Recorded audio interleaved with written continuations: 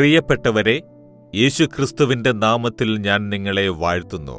ഈ സ്ഥലം കാണാൻ നല്ല ഭംഗിയുണ്ട് അല്ലേ?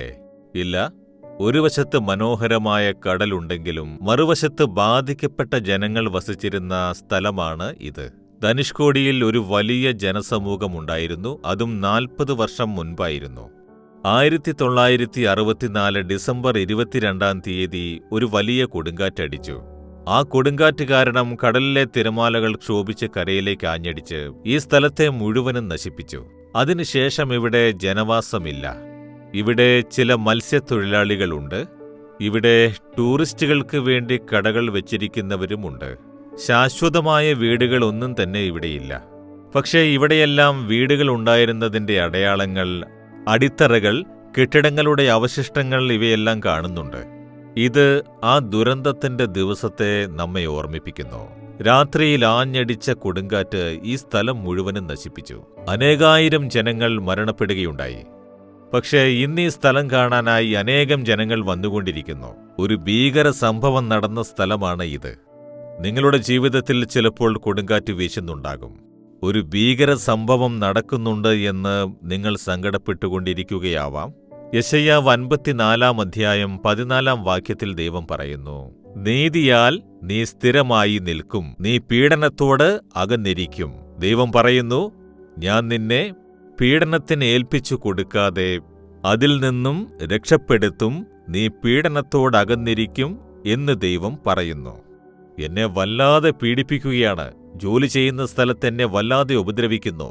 ഞാൻ താമസിക്കുന്ന സ്ഥലത്ത് എന്നെപ്പറ്റി അന്യായങ്ങൾ പറഞ്ഞുണ്ടാക്കി എന്നെ ഉപദ്രവിക്കുന്നു. എന്റെ മക്കൾക്ക് ഉപദ്രവങ്ങൾ ചെയ്യുന്നു. ഇങ്ങനെ ഏതോ ഒരു കാര്യം നിങ്ങളുടെ മനസ്സിനെ ബാധിച്ച് കഷ്ടപ്പെടുത്തുന്നു എന്ന് വേദനയോടെ ജീവിക്കുകയാണോ? നിങ്ങളുടെ കഷ്ടപ്പാടുകൾ അകലും. അവ നിങ്ങളെ ബാധിക്കില്ല, നിങ്ങളോട് അടുക്കില്ല, നിങ്ങൾക്ക് ദോഷമുണ്ടാക്കില്ല എന്ന് കർത്താവായ യേശുക്രിസ്തു നിങ്ങൾക്ക് വാക്ക് തരുന്നു. എന്റെ മകനെ, എന്റെ മകളെ, എന്തിനു ഭയപ്പെടുന്നു? കൊടുങ്കാറ്റ് വീശുന്നത് പോലെ നിങ്ങൾക്ക് തോന്നുന്നുണ്ടോ? തിരകൾ ആഞ്ഞടിക്കുന്നത് പോലെ തോന്നുന്നുണ്ടോ? മറ്റൊരു സുനാമി ജീവിതത്തിൽ ആഞ്ഞടിക്കുന്നതായി തോന്നുന്നുണ്ടോ?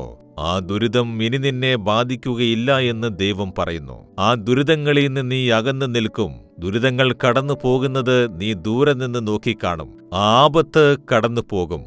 ഞാൻ നിന്നെ അകറ്റി സുരക്ഷിതമാക്കും എന്ന് ദൈവം പറയുന്നു. യേശു നമുക്ക് വേണ്ടി കുരിശിൽ മരിച്ചപ്പോൾ വളരെ ഘോരമായ ഉപദ്രവങ്ങൾ ചെയ്യപ്പെട്ടു. അന്യായമായി കഷ്ടപ്പെടുത്തി യേശുവിനെ ചാട്ടവാറുകൊണ്ടടിച്ചു, മുൾക്കിരീടമണിയിച്ചു, ഭാരമുള്ള കുരിശ് തോളിൽ വെച്ച് വലിച്ചുകൊണ്ടുപോയി, വസ്ത്രങ്ങളെല്ലാം കീറി അവനെ കുരിശിൽ തൂക്കിയിട്ടു. ആ കാഴ്ച ഘോരമായൊരു കാഴ്ചയല്ലേ? അന്യായമായ കള്ളത്തരത്തിൽ കുറ്റപ്പെടുത്തി യേശുവിനെ തരം താഴ്ത്തി വേദനിപ്പിച്ചു. അവനെ പീഡനങ്ങൾക്കിരയാക്കി. എന്തുകൊണ്ട് യേശു അതെല്ലാം സഹിച്ചു? നമ്മൾ ആ വഴിയിലൂടെ കടന്നു പോകുമ്പോൾ നമ്മെ ആശ്വസിപ്പിച്ച് വഴി നടത്തുവാൻ വേണ്ടി മാത്രമല്ല, ആ ദുരിതങ്ങളിൽ നിന്നും വിടുവിക്കുവാനും ആ ദുരിതങ്ങളിൽ നിന്നും അകറ്റി നമ്മെ സംരക്ഷിക്കുവാനായി തന്നെ സ്വയം കുരിശിലേൽപ്പിച്ചു കൊടുത്തു.